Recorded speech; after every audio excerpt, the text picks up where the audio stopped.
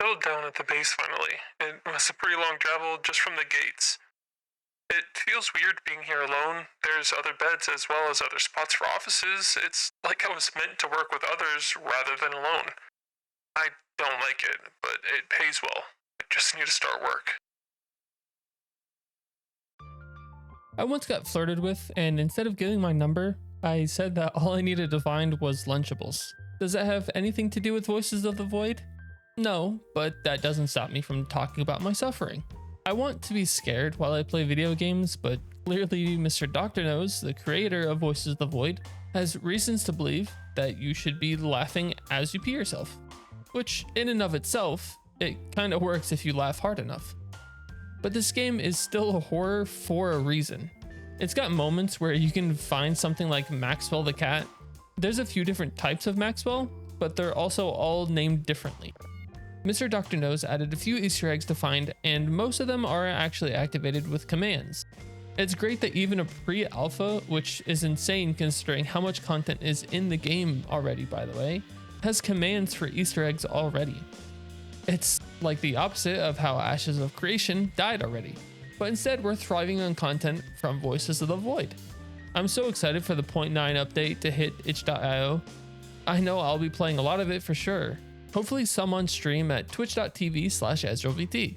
Shameless plugin for my own Twitch. Voices of the Void starts you off as a scientist who is stationed in a secluded zone with satellites.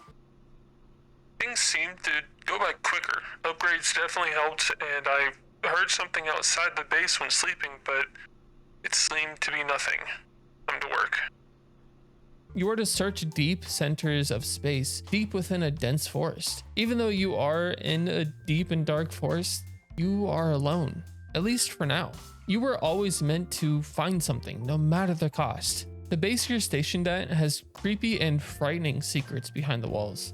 Literally. There are also areas of the forest you're at that are terrifying to witness. Cryptids, UFOs, even unidentified and unusual buildings. You weren't meant to survive. You were meant to die in this line of work. Dr. Kell, the character played during the game, can learn this over a few written notes as well as files on the computer. You can even find out about how ASO, or Alpine Signal Observatorium, the company who hired Dr. Kell, wrote an obituary ahead of time because they assumed you were only going to last a few weeks max. You were hired to die. ASO even considers this operation Operation Canary, which, if you know how canaries were used during coal mine operations, you know they were used for sensing carbon monoxide in the mines. Often, these birds wouldn't survive. Just like Dr. D, the researcher before you. Just like Dr. Kell, you. Found a triangular ship on one of the signals. No idea what it is, but if it gets me out of here faster, I'll figure it out. I'm tired of this lonely place already. Gives me the creeps. The first few days are often for familiarizing yourself with the game and learning what to do. As you get familiarized, you will start to notice some weird things happening around you. You need to find signals during the routine and process signals to send them off to other researchers from the main computer. Oh, what the fuck? Okay, that's new. We don't know exactly what these signals possess, but you'll find out. You always do.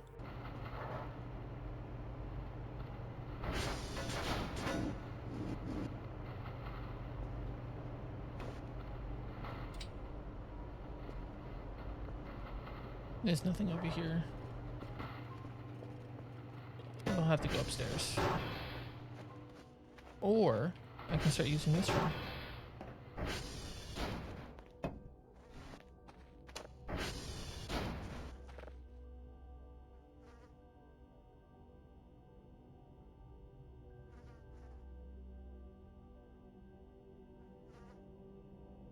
All right, well, I have two of them now.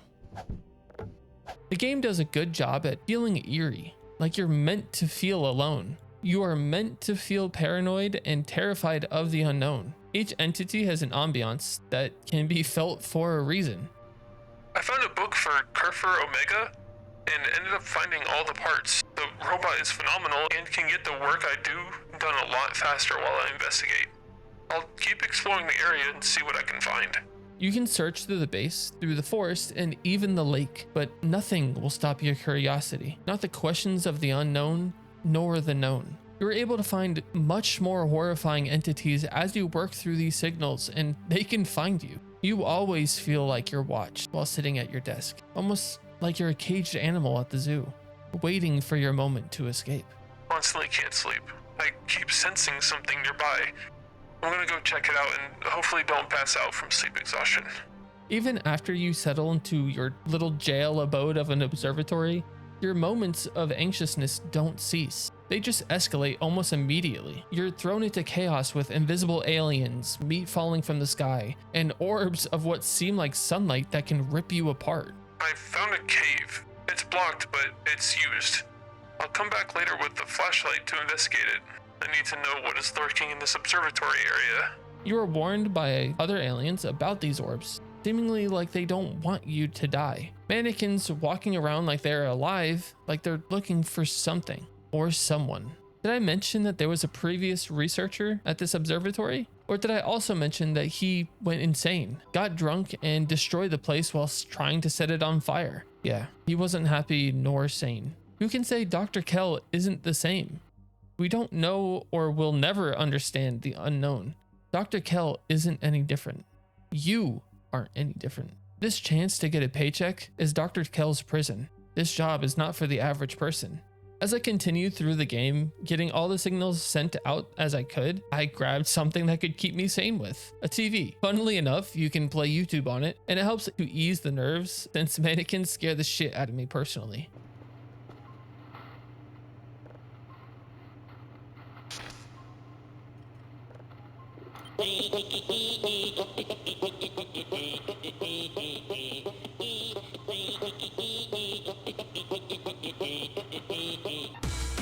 Yeah, real music right here. This keeps the painful thoughts away about this being an awful, terrifying game. Once day comes around after your first night, the area seems so peaceful, like nothing could happen, like nothing is around to watch you. As I said before, it doesn't last long. Night comes and instantly removes the peaceful feeling and gives you so many eerie feelings of being watched or found by anything out there. As you work, you aren't paid in cash, but it's more like credits to acquire upgrades and things you need to continue your work. You're meant to finish your entire work here before you're able to be actually paid. Sounds a little familiar, doesn't it? Just like Dr. D, we can't even run away as we're told that we will be shot from the towers if we attempt it. Why are we sent here to be forced to work on signals that we don't know about? Does ASO know more than was let on? There's so many questions to ask, and we're just being left in the dark.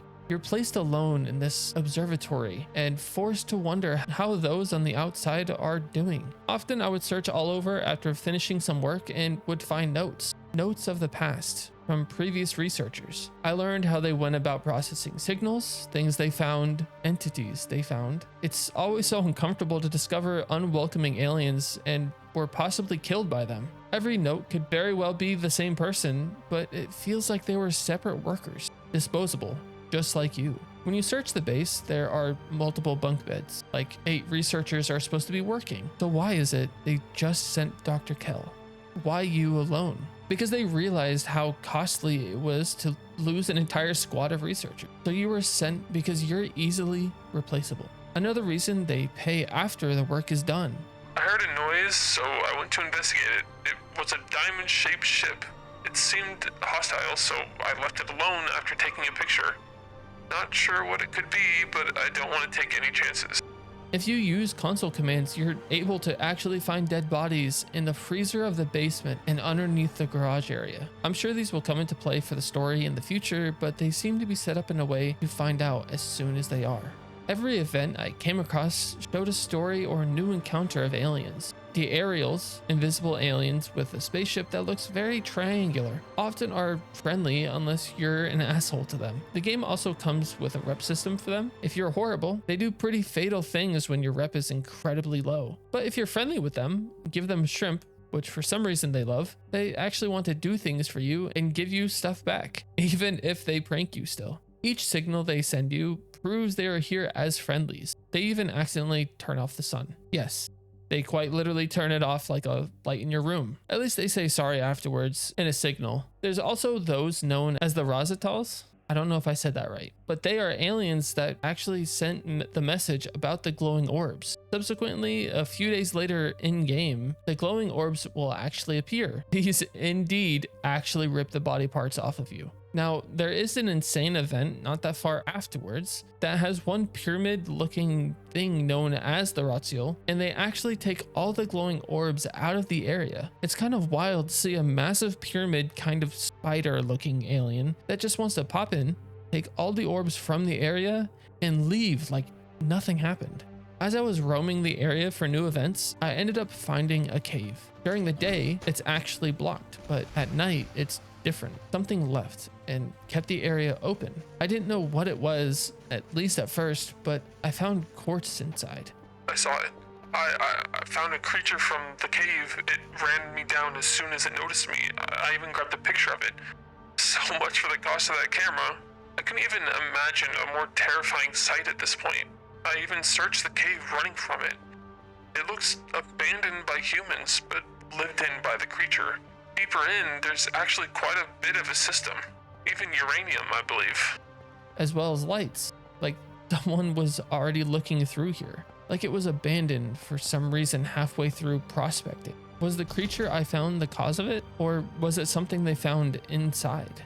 A massive beam of fucking purple light landed on the zone. I have no idea what it could be, but definitely nothing good. I've already seen too much. I found an abandoned shack with a deer skull inside. Cultist shit. Get me out already. As the video comes to a close, I just want to say that I have not found everything in this game. It is huge. There's a lot that looks to be work in progress or even change completely in the future, but it's exciting nonetheless. I plan to create another video on Voices of the Void when it gets updated more, and I want to do some clips of it as well for my other channel meant for clips and funny times from my stream. Thank you goobers who watch my content, even if it's insane like this. If you plan to give me your time of day in the future, I'll take it. I promise I won't take your attention for granted. Bye-bye.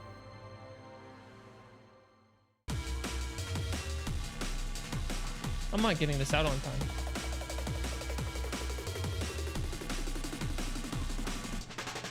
Oh, might as well just send this.